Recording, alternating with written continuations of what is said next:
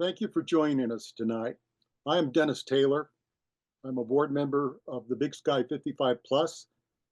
I retired after 46 years of public service, including service as a city manager in Helena, Billings, Whitefish, Bozeman, and Eugene, Oregon. My wife and I live in Helena, where we enjoy the company of our two daughters and many friends.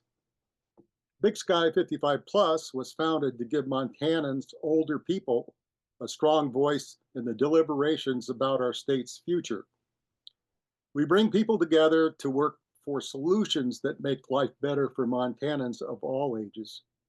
We have had remarkable success passing good bills, killing bad bills, holding lawmakers accountable, and electing those who work for the common good. We also sponsor inspiring and fun events like last summer's Whistle Stop Tour for Social Security and last spring's gathering, Wisdom, I'll get it right, last spring's Gathering Wisdom's Building Power Conference in Billings. So you all are invited to join. Please sign up to join Big Sky 55 Plus on the link in the chat. So tonight's theme is protecting Montana's fair and independent courts. Our dynamic and distinguished speakers are Ann Sherwood of Friends of the Third Branch, Representative Tom France, Vice Chair of the House Judiciary Committee, and Raph Graybill, lead litigator defending Montana's Constitution and our rights as citizens in the face of numerous laws and actions that violate Montana's Constitution by legislative and executive branches since 2021. So I'm excited to hear from them tonight. So after each one speaks, we'll have one or two follow-up questions. The town hall is only an hour long, so time for questions is limited. Please go to the bottom of your screen to the Q&A button to post your questions. I will ask them as time allows. We are recording this town hall meeting for later playback. So let's get started. Ann Sherwood is recognized as one of Helena's most outstanding young lawyers. She's a fourth generation Montanan who grew up in Helena. During the 2025 session, she has been testifying on bills on behalf of the Friends of the Third Branch at hearings on those bills that erode the powers and independence of Montana's judicial branch. Ann, tell us what you've learned. Hi, Dennis. Thank you. And thank you, everybody, for tuning in. As Dennis said, my name is Ann Sherwood, and I'm very happy to be here tonight. I'm working on behalf of an organization called Friends of the Third Branch. Friends of the Third Branch was established in 2023 by 4 retired attorneys who saw a legislative attack against the impartiality of the judicial system, and they decided to do something about it.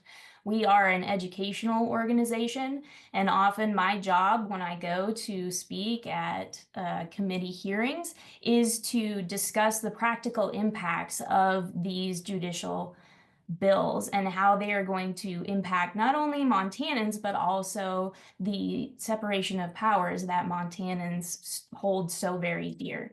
So I have here, I'm going to share my screen with everyone. I have a PowerPoint presentation, and it's going to be a brief overview that I hope will stir some questions from everyone and give you a general overview of what we're seeing at the session. So we've got 3 main buckets that Friends of the Judicial Branch, or excuse me, Friends of the Third Branch is looking at related to the judiciary. We've got judicial elections, we've got separation of powers, and we've got judicial performance. There's also a bonus bill in there that is the creation of a specialty court. All of these ideas came out of a select Senate committee that met last summer. And the select Senate committee had one purpose, which was to reform the judiciary. And out of that committee came 27 shovel-ready bills at the start of the session. This is in addition to the over 300 bill ideas that are directed at the judiciary. So speaking to our first bucket, we've got judicial elections. This is a primary way that the legislature is trying to attack independent and impartial judges. We've got 6 bills now that address partisan judicial elections in some form or another. As you can see, we've got House Bill 39 is the only one that has passed. This allows parties to contribute to judicial candidates. The other bills here are still in the mix. We've got Senate Bill 42, House Bill 295, House Bill 506, which is actually a constitutional amendment. And then the 2 bottom drafts, I want to point out that LC 1739 has actually been changed into House Bill 751. That is up for hearing on Monday in House Judiciary. All of these bills aim to make our judges partisans instead of the non-partial decision makers that Montanans know and love. The next bucket is the addressing the separation of powers. So the general goal here is for the legislature to overstep its bounds and to have a greater say in how the judiciary functions. So we're seeing a lot of curtailing of judicial powers, such as the bills I've listed there at the bottom of the slide, talking about what judges can or cannot do. The main idea here is that the legislature believes that the judiciary has overstepped its power, and in response, the legislature is doing the exact same thing that it's accusing the judiciary of doing. So luckily, we've stopped Senate Bill 43, but 21 and 13, they're still in the mix. They're still important. So please keep an eye on those. The next one we have is judicial performance. So this is kind of on the back end. The legislature wants to be much more involved in telling judges how they're doing their jobs. And this creates a lot of barriers to impartial justice, because judges now, if some of these bills are passed, they're going to be concerned about potential impeachment or disbarment because they decided a case a particular way based on the facts and circumstances of the case, and not the way that the legislature believes they should have done that. So the purpose of the bills in this particular bucket are to make it easier for the legislature to get rid of problem judges.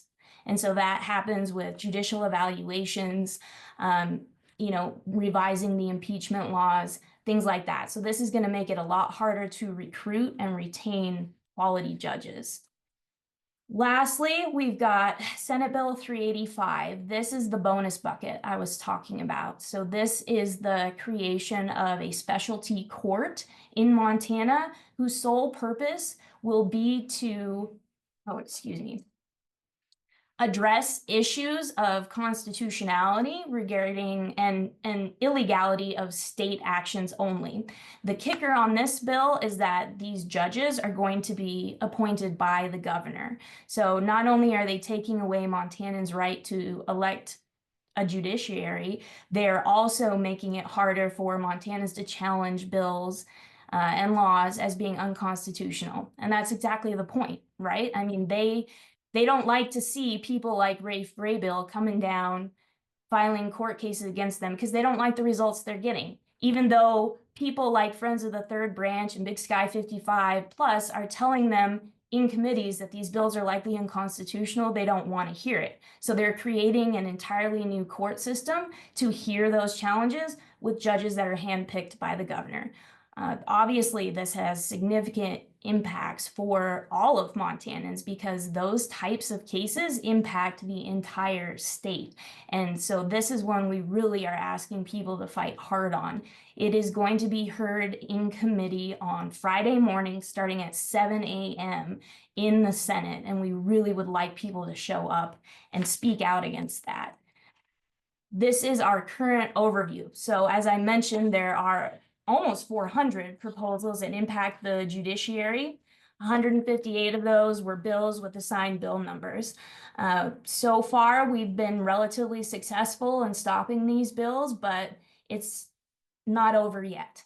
And so we are really asking people to please get active, to contact their representatives and their senators to tell them that this is a bad idea. Montanans really value an impartial judiciary, and the legislature is overstepping its bounds here. I invite you all to please visit our website. That's friendsofthethird.branch.org. We've got a lot of excellent resources. We've got a toolkit for activists. We've also got fact sheets on all of these bills that I've talked about. I'm also going to provide a handout of this presentation so that anyone listening today can go back to the Big Sky 55 Plus website and review it. And also, please feel free to sign up for our newsletter, tell your friends about it. Thank you. So thank you, Ann. You've pretty much preempted my first question. What I was thinking from our point of view is that one of the most troubling and costly bills that was before us was this Chancellery Court bill, Senate Bill 52. That was withdrawn a couple weeks ago. And now there's this smaller special claims court bill, the one you just referred to as Senate Bill 385, proposed by the same sponsor, Senate Tom McGilvery. So I'd just like to know a little more about how it works and whether it poses concerns. Or I don't really understand the whole idea of another special court. Tell me what you think it will do and why it's problematic. Absolutely. So, as I said before, it's problematic because it's carving out a very specific area of law that's important to all Montanans, and it is making the individuals who decide those cases appointed by the governor, answerable to the governor. So, we want to point out those judges are going to be paid more than an associate justice of the Montana Supreme Court. They are they're going to address issues. It's only going to be, I think this bill has 3 of them. It's only going to be 3 judges that are going to be responsible. Oh, is it 4? No, I So was just shaking my head about 3 as opposed to the court we have now that has that primary responsibility for litigation in that regard. absolutely. Yeah. So what you're referring to is a system of district courts that is already in place and is very well equipped to hear these challenges. The problem is that as I said before, the legislature doesn't like the answers that they're getting. So if you don't like the results, they're going to change the rules of the game. This is problematic. It's going to be extremely expensive. It's also going to be, from a practical standpoint, incredibly hard to do. If you read the bill, these are just recycled ideas from the Chancery Court bill. And the idea is it's going to take a lot longer for somebody to go through the new court, and it's going to be a lot more confusing for them. There's also going to be a lot more questions about jurisdiction, and then there's the issue of appeals. So these are all recycled ideas from the first bill, which was a Chancery Court bill.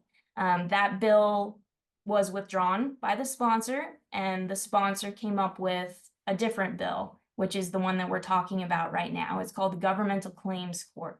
So that one is essentially duplicating the functions of district courts, except that now you're going to have handpicked judges, and it's going to cost the taxpayers a whole lot more money just for that privilege. Well, thank you, Ann. You know, I noticed that there aren't a lot of questions yet in the question and answer box. So if you have a question, don't feel shy. Put it in there and we'll try to ask the panelists.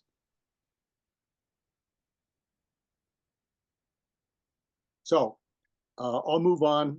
Thank you, Ann. Our court's independence is an essential part of the checks and balances created in the American Constitution. Thank you for standing up on behalf of all of us on all of these important causes. I really appreciated your testimony the other day. So thank you for hanging in there with us. So Representative Tom France is in his 3rd session in the Montana legislature and represents the north side of Missoula and northern Missoula County. Tom is vice chair of the House Judiciary Committee, which hears every bill, good or bad, affecting Montana's courts. Prior to serving in the legislature, Tom was an attorney with the National Wildlife Federation and litigated many cases in Montana courts, including Montana Environmental Center versus DEQ, which established every person's right to a clean and healthy environment. So, Tom, please tell us what your feelings are about what's going on in the legislature with the barrage of bills to undermine our judiciary. You are on mute, so please. Thank you. I really appreciate the opportunity to talk. And I wouldn't wish serving on House Judiciary on my worst enemy. It has historically been a very conservative, rabid committee where good bills are sent to die and bad bills are sent to survive. And that's certainly been true this session, maybe more true than ever. And while I am, as a lawyer, long-time practitioner, someone who studied Montana's Constitution, the attacks on the judiciary are of significant concern to me. But I can't let this opportunity to talk about judiciary go without saying we have seen relentless attacks on Montana's minorities, particularly our trans citizens, and we've seen attacks on our right to an abortion. The Republican agenda to haul Montana back into a darker, narrower place, it goes far beyond the bills to kill to alter our judiciary. Having said that, as we look ahead, I would ask everyone to recognize that, the Senate Special Committee met for months. They had lots of time to talk and imagine, and they produced a long list of bills, but they're not all equal bills. And some of them are going down because they're stupid. Some of them are going down because they can't really find an effective carrier to move the bill. And some of them are certainly more dangerous than others. And I would say to everyone on this call, the really big issue before the Montana legislature this year is whether we're going to move to partisan judges. And the end game of the session will come down to that. And make no mistake that it is more than a legislative priority. We had Governor Gianforte give the state of the state address, which he does biannually to the legislature at the beginning of January. And in addition to the House and Senate members, the Supreme Court justices were in the chamber, and the governor looked right at them and said that electing judges as partisans was one of his top priorities. And so he was certainly sending his marching orders, his instructions to the Republicans in the House and Senate. We've already passed one bill that is contingent on a partisan judiciary ultimately being a bill that the Republicans can pass. And that's a bill to allow political parties to contribute to judicial candidates directly. We fought it hard in the House, but we're outmanned certainly in judiciary, where we are the loyal opposition, we are the loud opposition, but I can't say we're able to prevail very often in the Judiciary Committee. It's tough on the House floor. And we lost this partisan contributions bill. I think when we get close to actually moving to partisan elections, that's when we will be able to appeal to a few moderates on the Republican side. Our minority is larger this session than it has been in the last 6 years. We have 42 members, so we have to only pick up 8 Republicans to kill bills on a due pass motion.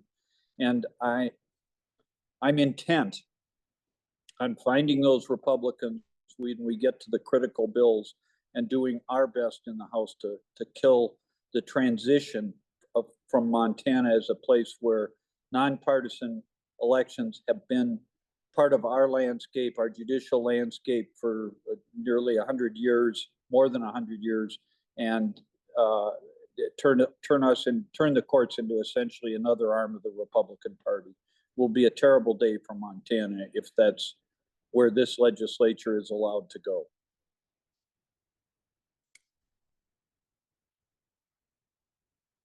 You ready for questions? Sure, I'm happy to. So there's this bill, House Bill 646. It's a new bill brought by the Speaker of the House that would have justices elected by districts as opposed to being part of statewide elections. Could you tell us a little bit about that and what your thoughts are on it? Well, I want to preface this by saying while the Senate created a special committee to spend taxpayer monies looking at the judiciary, what they mainly did was recycle ideas and bills that have been around for a long time. We had a bill in 2021 that would have created 7 judicial districts in Montana. The districts were drawn by the Republican sponsor. They weren't responsive to where people live. They were responsive to his desire to see justices being elected from rural Montana. That's essentially the bill that is, and that bill was defeated. That bill was defeated with only 34 Democratic legislators. We were able to collect 15 or 20 Republicans to oppose it. Now it's back as House Bill 46. It would again create districts weighted where cows vote more than people. And it would really reshape the Montana judiciary. And it's bad policy. It's Montana's Supreme Court makes justice for all Montanans. It doesn't make justice for Northeast Montana or Bill Silver Bowl or Missoula. The laws that it interprets, the opinions that it hands down are for all Montana, and to slash it up into judicial districts makes no sense at all to me. I'm optimistic that we can defeat that bill just as we did in 2021. Thank you so much. There's a lot of questions in the question and answer about the special court and whether it would, whether their decisions would be appealed to the Montana Supreme Court. Talk a little about how you think it would work and how they would be in relation to the Montana Supreme Court, or are they on a separate track and redundant? Well, as I understand it, first of all, the bill's been introduced by Senator McGilvery, and he's had this notion of an intermediate court, a chancery court, for several sessions.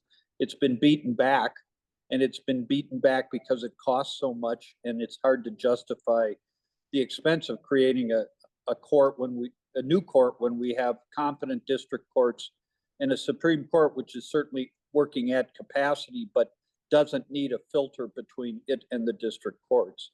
And when the price tag is attached to that, when this bill was debated in 2021, one of the Republican appropriators said to me, it has no chance because it would go down to appropriations and the money wouldn't be there.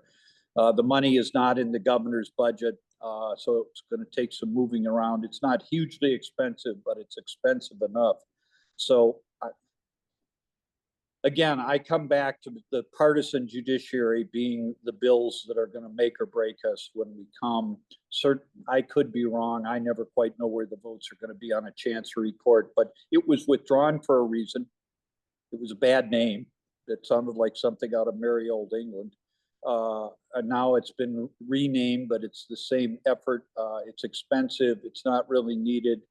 And I don't think it's broadly supported through the Republican ranks. So maybe not, but it's got couple of strikes against it. A lot of these bills are like flooding the zone. There's so many bills, and they come out and they come back in different forms. So what's your advice to those of us who are concerned about our Constitution, concerned about our court, concerned about independence? How can we kill these bills? How can we be heard on these bills? Well, I'll certainly put a plug. I was just going to say it's pretty hard to be heard in House Judiciary. I'll certainly put in a plug for Friends of the Third Branch and their information. And it's, this is a frustrating place. We're just about to the halfway point, and it's a really tough place to do business right now. That said, when people come in and testify on these bills, it is really, really important.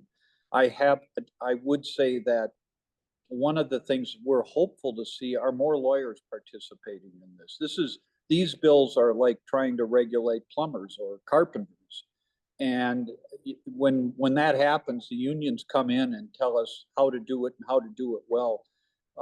I'm hopeful that we'll really see the bar recognize that this is their workplace and they have the expertise that really is compelling to a lot of legislators, maybe not on the broad themes, but on how these bills will actually work in practice. So in addition to every citizen coming in whenever they can, I really think the bar has to recognize this existential threat. And when we get to these bills that are dealing directly with the judiciary, I can't overstate how important it is to have Montanans of any interest show up, but I think especially having lawyers come and talk to us about what we need to have an effective workplace for them, and that means a workplace that provides justice to all Montanans. Representative French, just one more question. Why is it important that our court system operate with independence from the wishes of the legislature or the governor? Well, I've been around for a few years anyway. I think the genius of the founders really was in the separation of powers. And if you sit in the Montana legislature very long, you realize that power is an aphrodisiac, power is a corrupter. People with power want to do stupid things. They want to overreach. It's, to me, a law of human nature.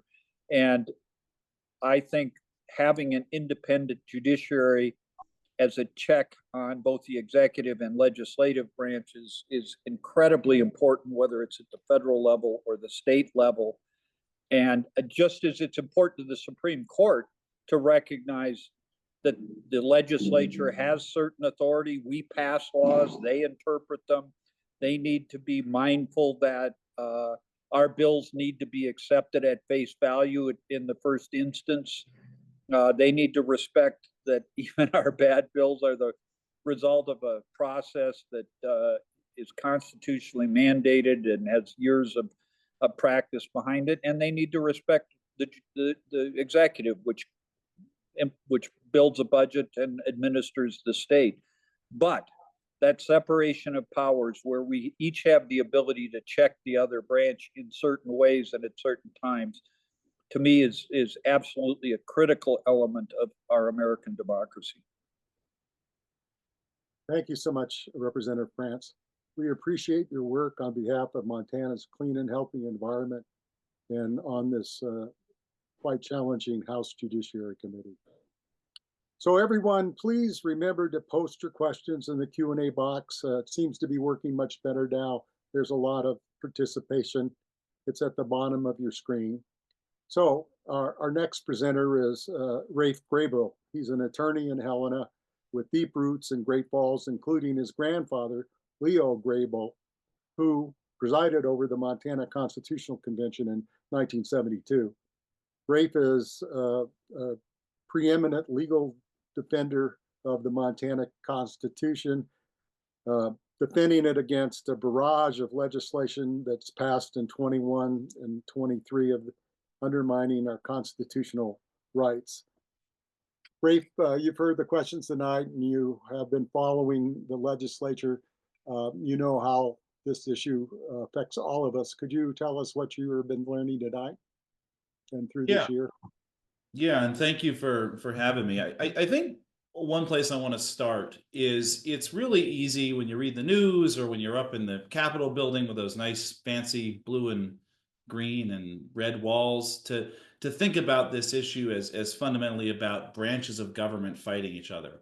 And where I come at this, it's about the real people that kind of get left behind when this power war happens. How I get involved in this process is I have the great privilege of representing Montanans whose rights are cast aside by the legislature when it passes, as Tom put it, dumb or crazy ideas that affect people. And because, and I will fully admit to my partisanship here, but because we have a governor who will sign just about anything that this legislature puts in front of him, we've had this crisis in the last 4 years of deeply, deeply unconstitutional and offensive laws that affect people in real ways. And the only recourse people have is to go to the court system, which is where your rights, which exist on paper, are enforced and take on meaning. And so I think as we talk about, attacks on the judiciary, we have to start with why is the legislature mad at them in the first place? Well, it's because folks have had to go to court. And I think we should never in this discussion forget the kinds of people who are affected here. I think about folks who want to vote. I had a client in a case in 2021 when the legislature said, let's get rid of same-day voter registration. And I had a client who was the band teacher in Havre, Montana. And because he was a really devoted, loving teacher, he got to school at 6 a.m. every day, and he worked till 7 p.m. every day. And so the only day he could update his voter registration was on election day, which was the one day when the offices were open for longer. And the legislature said, you know what? We don't think you ought to have a right to vote.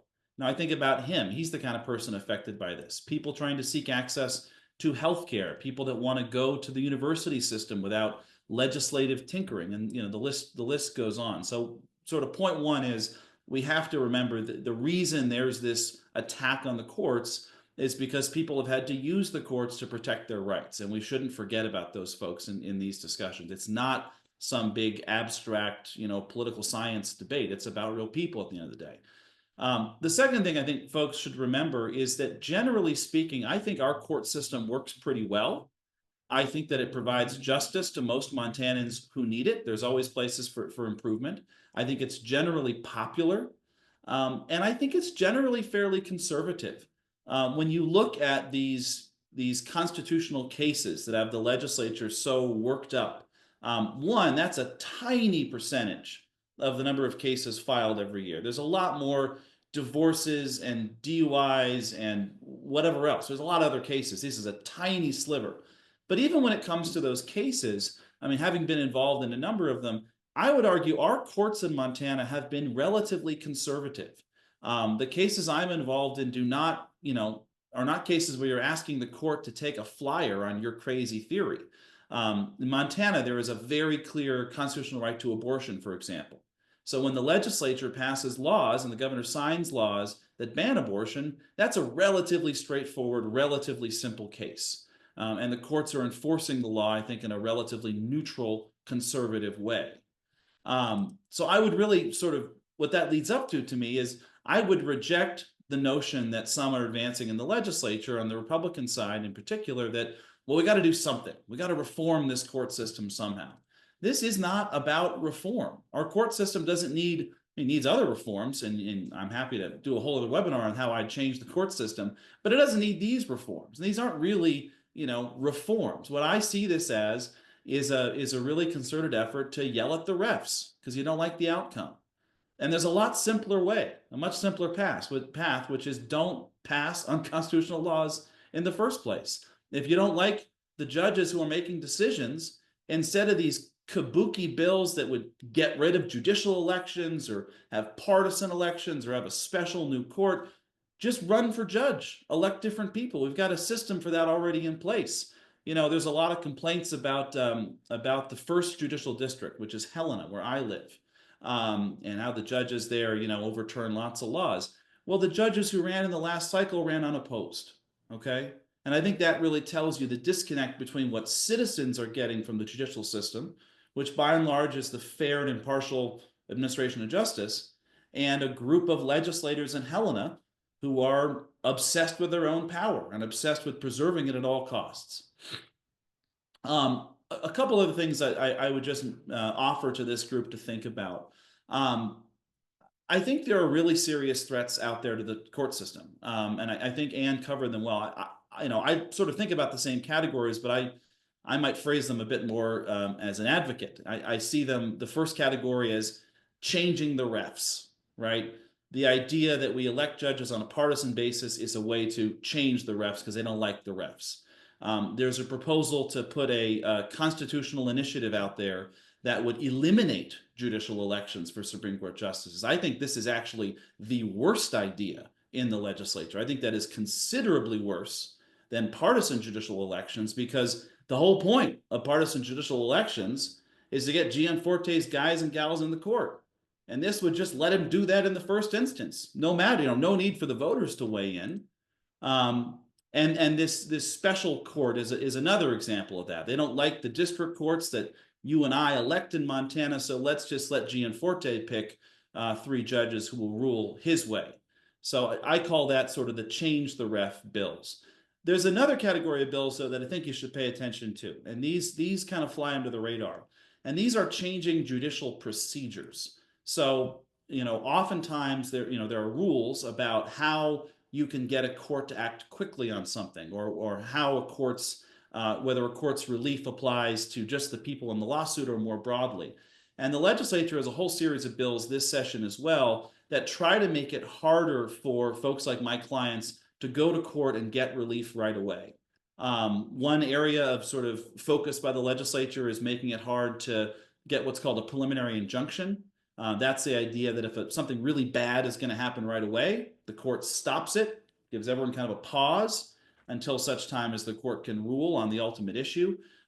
That's been a big headache for a lot of these laws that have been passed recently. And in the last 2 sessions, there have been bills to try to tinker with that process, in particular the 2023 session. So there's more bills like that. But in addition to looking at the bills that are change the court system, we also need to pay attention to the sort of little tweaks that make it harder for folks to ultimately vindicate their rights. So I'm appreciative of this organization and all the work that it's doing. I'm appreciative of Friends of the Third Branch. I appreciate the work Tom is doing. It is not easy to be on the House Judiciary Committee. And I would just urge everyone watching, back to where I started, think about the real people that are affected by this, people that need health care, people that need access to, I had a case about vaccines where folks, were getting treated for cancer and wanted to be able to be treated by safe caregivers. Think about those folks, not just the folks in the legislature. So I'll put a period there and answer any questions you have.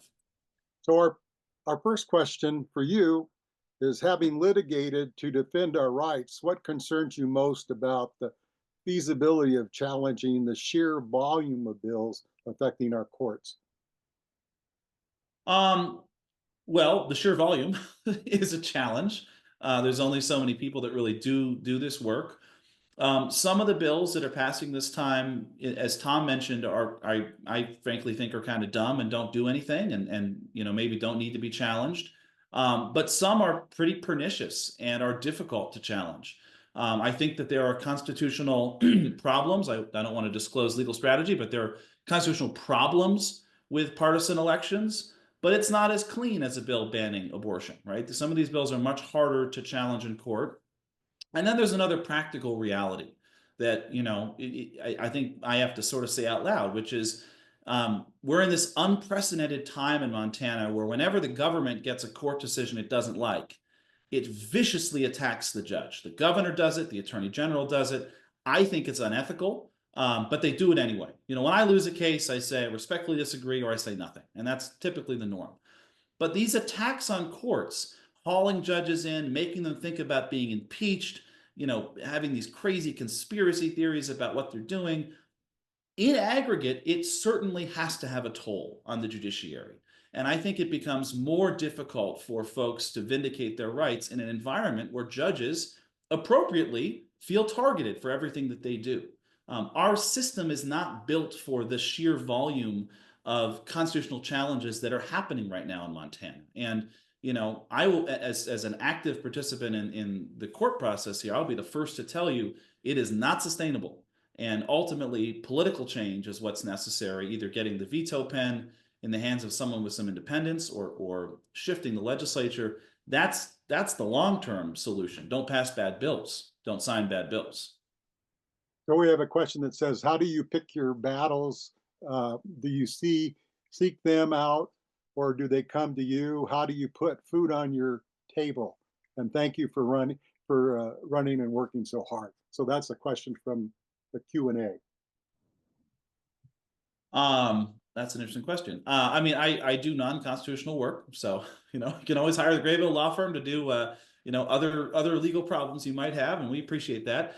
I'm very lucky to have wonderful clients who I believe in and I fight fiercely for. I don't do all kinds of work, but I do, you know, I have some established client relationships. A lot of cases come my way, and candidly, I turn down many cases that come my way because there is so much need out there. You can't meet all the need. And frankly, I bring conservative cases. I bring cases where there are pretty clear, where something is clearly illegal and also is really important, is really bad.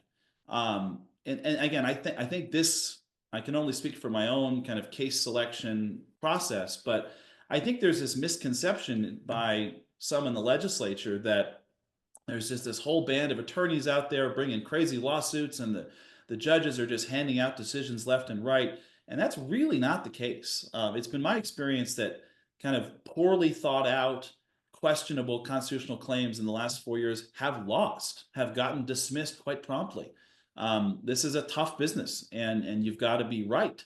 And you've got to have clients whose stories matter. And so, you know, the process looks a bit like that. And I'm fortunate to have, you know, I represent Planned Parenthood, I represent teachers in Montana, nurses, and they're great clients, but there's always more need than we can provide. And you know, credit where it's due, Ann's law firm does a lot of great work in this space as well, and represents some really important clients fighting for things like ballot access for initiatives. Another big issue where the legislature is trying to make it much harder for us to exercise our rights to the ballot box. So one more question that comes to mind, people ask, many of the bills have to do with how your profession oversees itself, or disciplines itself, or audits the Montana Bar Association. So how consequential are these interventions, and why is it important to oppose those? I think this is another example of complaining about the refs and, you know, kind of snowflakes in the government, despite having virtually unlimited government power, being really worried about, you know, extending their power even further. You know, it's a pretty bad idea to have the attorney general regulate lawyers or have the governor regulate lawyers. It makes sense to have a profession regulate itself. The same is true for plumbers. The same is true for electricians. Um, I think here it's sort of an effort. It's less advanced in the effort to target and harass judges, but I think there is an effort to say, well, if you're going to have the gumption to challenge the legislature and challenge the government, you need to feel some professional repercussions. And I think it sort of leads us down the path of trying to limit what lawyers feel like they can do by taking away the independence of regulating their profession. So I think if you want, I mean, no one ever really wants a lawyer until you have to have a lawyer. But when you do have to have a lawyer, you want to make sure that person is independent and loyal to you and looking out for you, not their own career. And that's really important. That's what these structures protect. And it does remind me of one other point I want to make on all this. When my clients, you know, come to me and say this new law is passed and it takes away our rights, they don't want to go to court. It's not fun to be in a lawsuit. It's miserable to be in a lawsuit. You get questioned under oath. You got to save everything you have. You're vulnerable in a profound way. Folks do not want to be constitutional claimants. It's a miserable position, and yet the legislature forces them time and again to do that because they pass laws that, you know, often the legislature knows are unconstitutional. So it can be frustrating on this side of the process because, you know, again, it affects real people in significant ways. So that's my question for all three of the panelists. As an old legislative council staffer, when I worked for the legislature, there would be a legal review of bills, and it would be provided to all of the members of both houses. And so as I've watched over the last several sessions, time after time, the staff says this bill has constitutional problems. And then the debate goes, this bill has constitutional problems. Then the bill is passed, signed by the governor, and next thing you know, there's litigation. And it's long, costly. Taxpayers pay the bill, and then it's declared unconstitutional. So my concern is maybe starting with Representative France. Why doesn't the legislature listen to its own staff, much less the people who testify? You have to turn off your mute button to answer, though, Tom.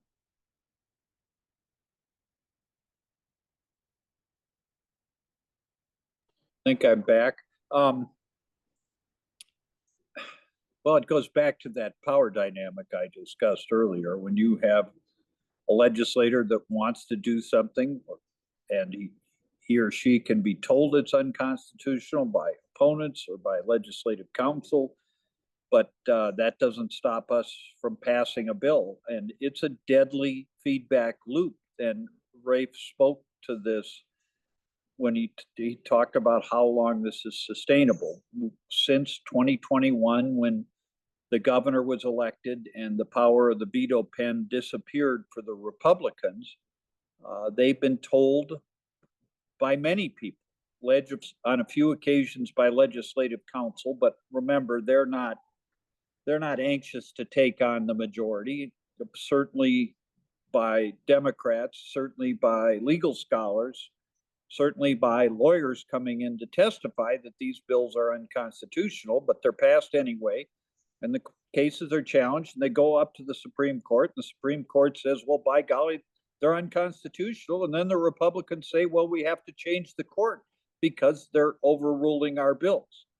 And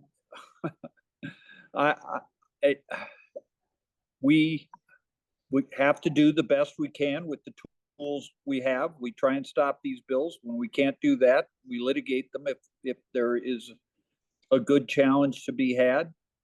But at the end of the day, we're a democracy. And the best way to do it is to elect more progressives, thoughtful people, moderates to the Montana House and Senate, elect some Democrats or progressives or moderates, however you want to frame it, to the executive branch. Any of the 5 offices would be an improvement right now.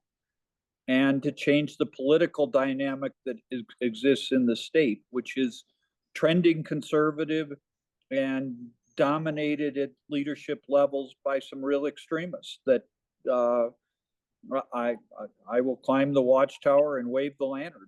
Our democracy is at risk. It's part of the reason I keep running, is to just, we got to stay in the fight. And but ultimately we can do what we can in the courts and in the legislature, but the voters are going to determine where the state heads, and we can't lose sight of the importance of elections.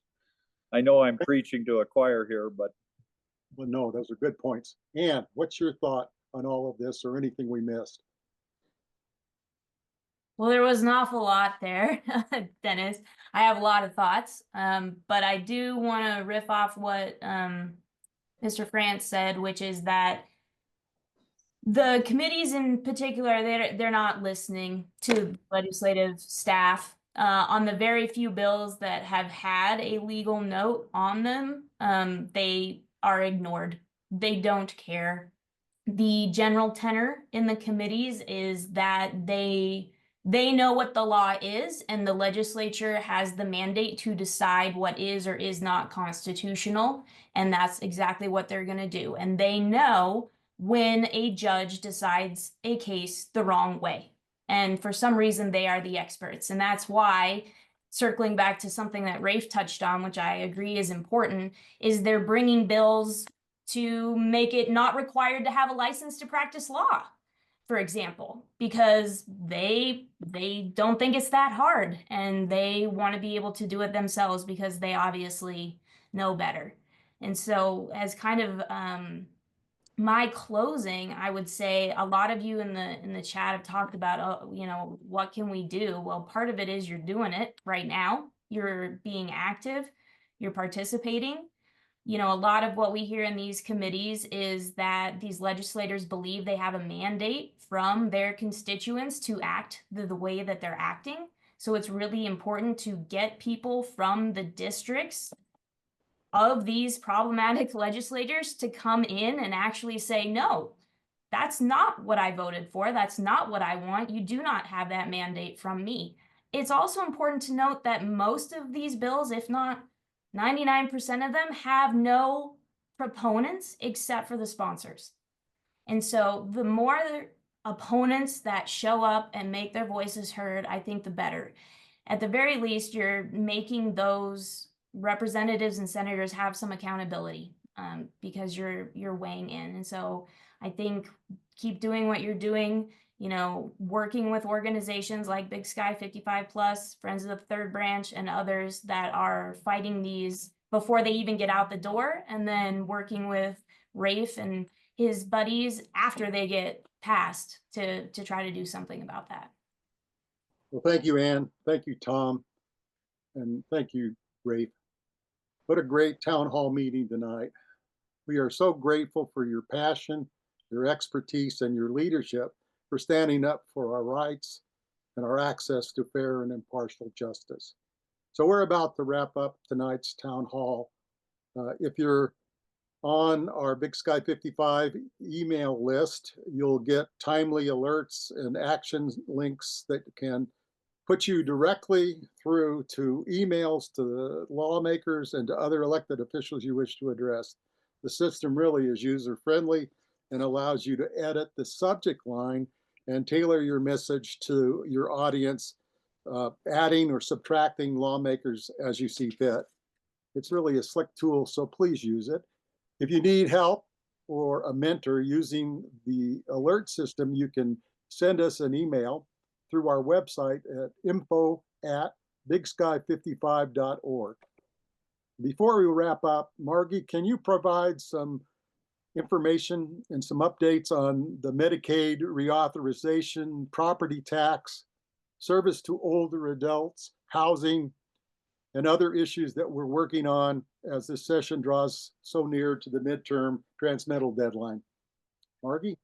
Yeah, thank you, Dennis, and thanks to our panel. I'm happy to.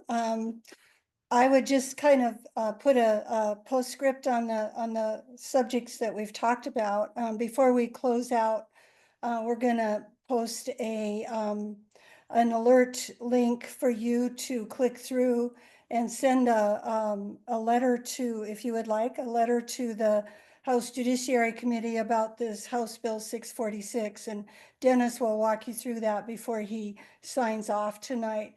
And then the other one that is very timely for us is that Senate Bill 42, which is providing for partisan election of judges, brought by Mr. Emmerich, Senator Emmerich from Great Falls, will be on second reading on the Senate floor tomorrow.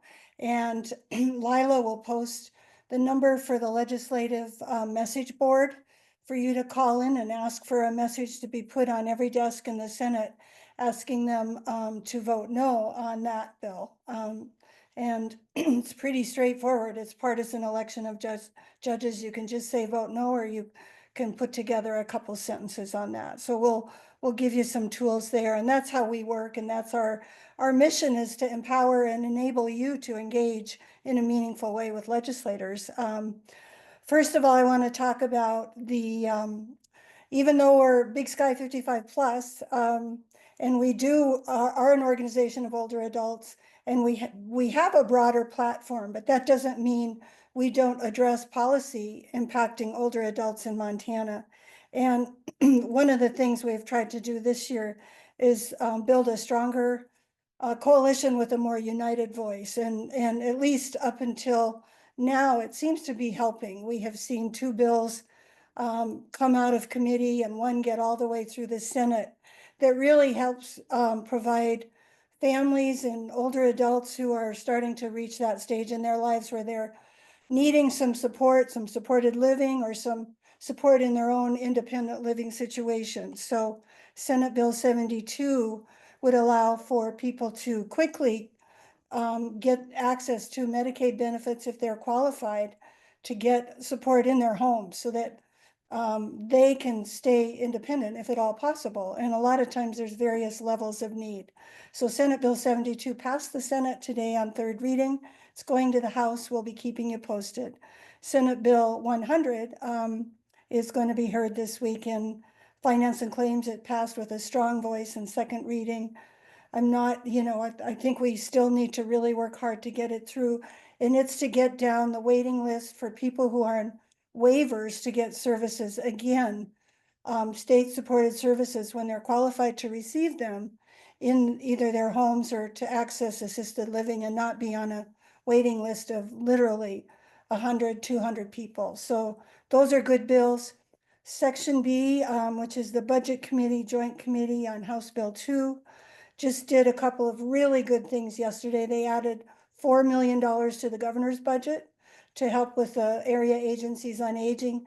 They provide a whole array of services to our communities, things like Meals on Wheels, other kinds of assistance, and they support other agencies that can come and help people, particularly who aren't qualified for Medicaid, but still need some support. And that was a big win. And then the other side of that is, you may recall in 2023, the state lost 11 nursing homes, and we've lost a couple more since then. Part of the issue is that the state doesn't reimburse the providers sufficiently for that they can hire staff. And so we are seeing more of that infrastructure essentially go away as the business plans of these service agencies. Some are nonprofit, some are for profit, but we're seeing the industry is still really, really pressed against the wall.